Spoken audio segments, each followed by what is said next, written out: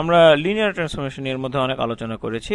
আমি এই ভিডিওতে এবং এর পরের কয়েকটা ভিডিওতে যা করব তা হচ্ছে কিভাবে লিনিয়ার ট্রান্সফরমেশন বানানো যায় এবং সেটাকে তুমি কিভাবে নিজের ইচ্ছামতো পরিবর্তন করতে পারো সেটা নিয়ে কিছু আলোচনা করা।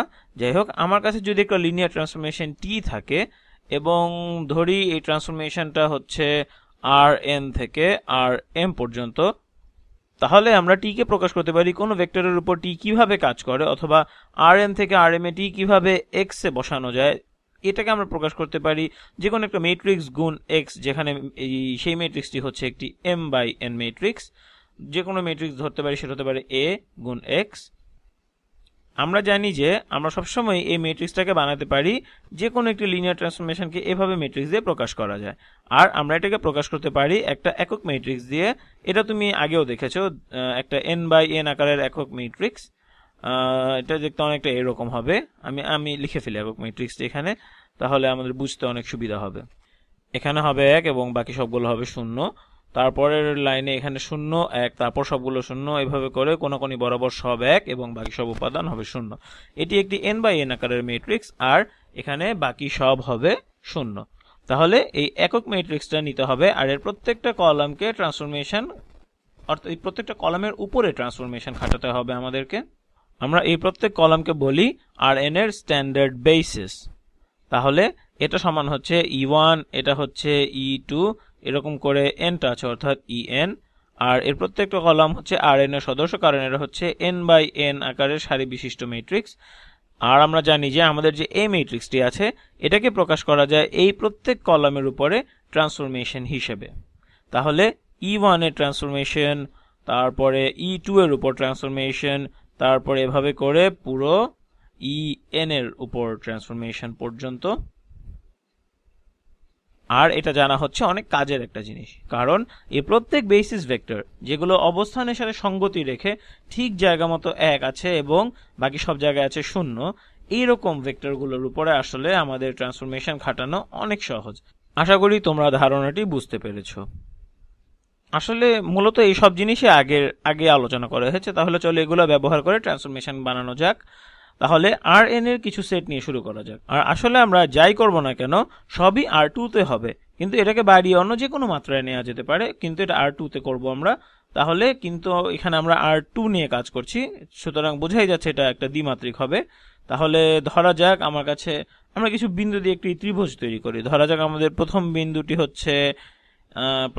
এখানে ধরি, প্রথম বিন্দুটি হচ্ছে 3 2, আর এর পরের বিন্দুটি হচ্ছে, অর্থাৎ ধরা যাক ত্রিভুজের পরের বিন্দু এটা হতে পারে, এই বিন্দুটা হতে পারে ধরি -3 এবং 2, অর্থাৎ এখানে হবে বিন্দুটা, আমি এখানে ভগ্নাংশ আকারে এগুলো লিখেছিলাম, এটা আসলে এভাবে লেখা ঠিক হয়নি। যাই হোক, 3 2 এবং পরের বিন্দুটি হচ্ছে -3 2, এবং এটা হচ্ছে এখানে ঠিক এই বিন্দুটা। আর তারপরে ধরা যাক আমরা মনে করি আমাদের তৃতীয় আরেকটা বিন্দু নিতে হবে। চলো মজার জন্য জিনিসটাকে আরেকটু বাড়িয়ে করি, অর্থাৎ তৃতীয় আরেকটা বিন্দু নিয়ে ফেলি আমরা। ধরি আমাদের তৃতীয় বিন্দুটি হবে 3 এবং -2, হ্যাঁ এটা হতে পারে। ধরি তাহলে বিন্দুটা হবে ঠিক এখানে। এখন এই প্রত্যেকটাই হচ্ছে অবস্থান ভেক্টর, আর আমি এগুলোকে আঁকতে পারি। আমি এই 3 এবং 2 একে আঁকতে পারি এবং এর পরের বিন্দুগুলোকে সংযুক্ত করে দিতে পারি, অর্থাৎ -3 2 এবং 3 -2। কিন্তু আসল অবস্থান ভেক্টর থেকে এগুলো যে অবস্থানগুলো প্রকাশ করে সেগুলোর গুরুত্ব আমার কাছে বেশি। আর আমরা জানি যে আমরা যদি সবগুলো অবস্থানের অথবা সবগুলো অবস্থান ভেক্টর যেগুলো দিয়ে ত্রিভুজটি গঠিত এই বিন্দুগুলো যোগ করে দেই, তাহলেই আমাদের ত্রিভুজটি পাওয়া যায়। তাহলে এই সেটের ট্রান্সফরমেশন হবে, আমরা কোন রকম ট্রান্সফরমেশন খাটাবো, যা হবে হচ্ছে এই প্রত্যেকটা বিন্দু ট্রান্সফরমেশন নিতে হবে আর তারপর একইভাবে বিন্দুগুলোকে যোগ করতে হবে। তাহলে আমরা, আর সেটা কয়েক ভিডিও আগেও আমি দেখিয়েছিলাম, কিন্তু এখানে এই ট্রান্সফরমেশনটা তাহলে এখন বানানো যাক। ধরা যাক আমি চাই, আমরা কি চাই সেটা আসলে এখানে কথায় লিখে ফেলি, কারণ কথায় লিখলে বিষয়টি আসলে আমাদের কাছে অনেক পরিষ্কার হয়ে যাবে। ধরা যাক আমরা অক্ষের সাপেক্ষে প্রতিফলন চাই, অর্থাৎ এক্স অক্ষের সাপেক্ষে আমরা প্রতিফলন চাই। আসলে এই ওয়াই অক্ষের সাপেক্ষে প্রতিফলন করি, চলো সেটা আসলে ভালো হয়। আমরা আসলে যা চাচ্ছি তা হচ্ছে এটাকে ঘুরিয়ে দেওয়া। আমরা এটাকে এভাবে ঘুরিয়ে দিতে চাচ্ছি, তাহলে আমি যেটা কল্পনা করছি ঘোরানোর পর এটা দেখতে অনেকটা এরকম হবে। আমরা তাহলে ওয়াই অক্ষের সাপেক্ষে ঘোরাতে যাচ্ছি এবং আমরা আরো যেটা করতে চাইছি তা হচ্ছে ওয়াই অক্ষ বরাবর এটাকে দ্বিগুণ লম্বা করতে চাচ্ছি। মানে হচ্ছে আমরা এটাকে স্ট্রেচ করব in y directions 2 times। তাহলে আমি যা কল্পনা করছি তা হলো আমরা এটাকে এভাবে ঘুরিয়ে দিব।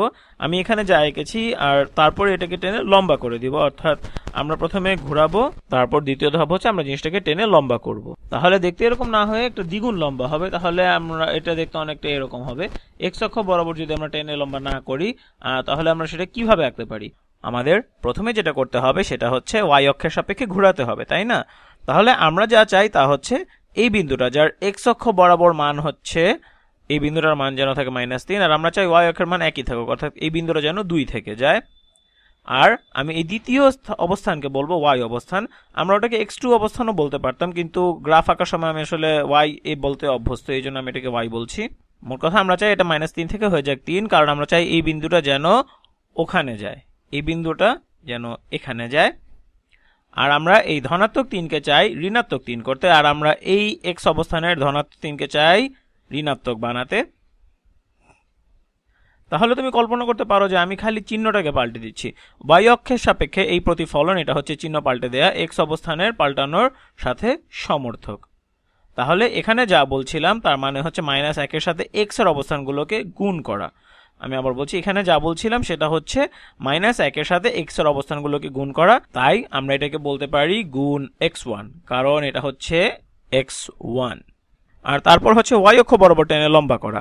সেটার মানে কি হতে পারে? এটার মানে হচ্ছে আমাদের এখানে উচ্চতা যাই হোক না কেন, তাহলে এই পরের ধাপ হচ্ছে আমাদের এই উচ্চতাটা যাই থাকুক না কেন আমরা এটাকে দ্বিগুণ করে দিব। তাহলে এখানে এটার অবস্থান এই 3, 2। আমি যদি এই প্রথম ধাপটা আগে না করতাম তাহলে আমি করতাম 3, 4। আমি এটার ওয়াই অক্ষ বরাবর অবস্থানকে দ্বিগুণ করতাম। তাহলে এরপরে আমি যা করব তা হচ্ছে আমি এটাকে দ্বিগুণ করব। আমি এটাকে বলতে পারি আসলে ওয়াই অবস্থানই বলি এটাকে, তাহলে আমার সুবিধা হয়। আমি এই একটু অন্যরকম নিয়ম ব্যবহার করছি, কিন্তু এখানে আমি খালি ভেক্টরগুলোকে বলছি এটা r2 তে আমার ভেক্টর, এটাকে x1 x2 না বলে আমরা বলছি এটা r2 তে আমাদের ভেক্টর। আর প্রথম অবস্থানকে বলছি x রাশি আর দ্বিতীয় অবস্থানকে বলছি y রাশি। কিন্তু এটা আসলে এখানে যা করছিলাম তার মতো একই জিনিস, আমি খালি নিয়মটা একটু পাল্টে দিচ্ছি, কারণ আমরা এটাকে x1 x2 অক্ষের বদলে y অক্ষ হিসেবে চিন্তা করতে চাচ্ছি। তাহলে আমরা এই ট্রান্সফরমেশনটা কিভাবে বানাবো? মানে আমি অনেকটা ট্রান্সফরমেশনের কথা এটাকে কিভাবে লিখতে পারি? আমি বলতে পারি যে t এর সংজ্ঞা দিতে পারি এটাকে x দিয়ে। এটা বরং কিভাবে এভাবে লিখলে ভালো হয় আমার মনে হয়। কোনো ভেক্টর xy এর t সমান হবে, আমি চাই -1 গুণ x করতে, তাহলে এটা হবে -x। আর আমি 2 দিয়ে y কে গুণ করব। তাহলে এভাবেই হচ্ছে আমার ট্রান্সফরমেশনটা। এটাকে ট্রান্সফরমেশনের ভাষাকে আমি এভাবে একটু সহজ করে লিখতে পারি, কিন্তু আমরা এখান থেকে আসল ম্যাট্রিক্সটা বানাবো। তাহলে যেটা করতে হবে সেটা হচ্ছে আমরা দ্বিমাত্রিক ক্ষেত্রে কাজ করছি, সুতরাং আমাদেরকে R2 এর একক ম্যাট্রিক্স দিয়ে শুরু করতে হবে, এবং আমরা জানি এটা হচ্ছে 1 0 0 1।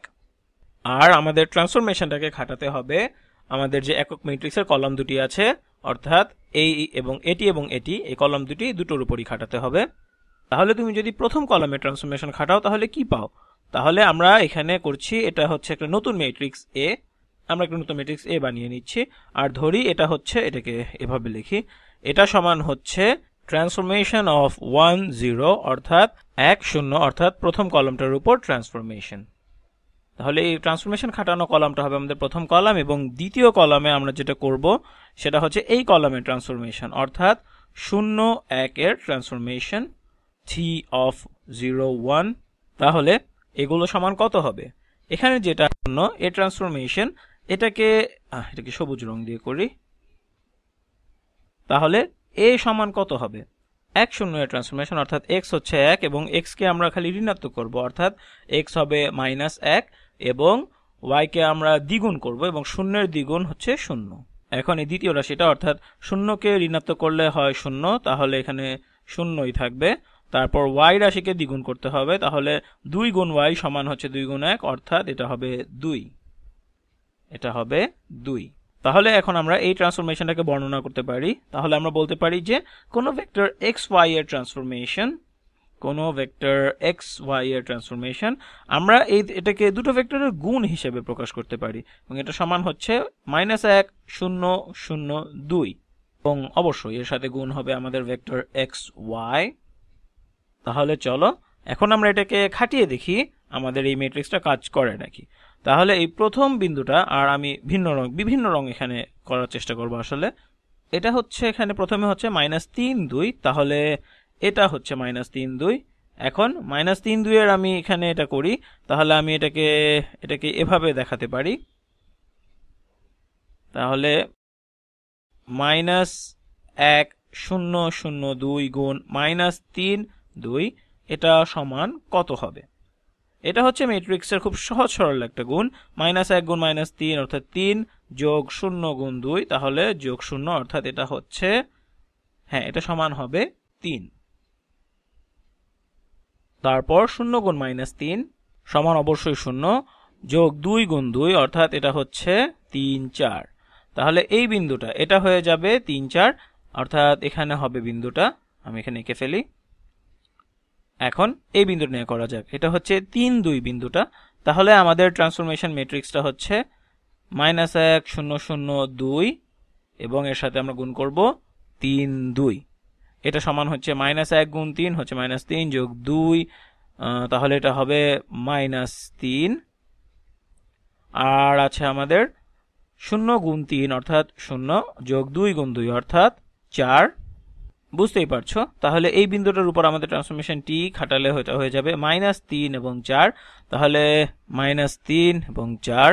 আর আমার কথাবার্তা আসলে একটু গুলিয়ে যাচ্ছে, আমি বলছি হয়ে যাচ্ছে, অথবা তুমি বলতে পারো ম্যাপ করা হচ্ছে অথবা বসানো হচ্ছে। যদি শুরুর দিকের কথা ব্যবহার করতে চাও, যেখানে ট্রান্সফরমেশনের কথা বলেছিলাম, তাহলে এই বিন্দুটা দ্বিমাত্রিক ক্ষেত্রে এখান থেকে এখানে বসানো যায়।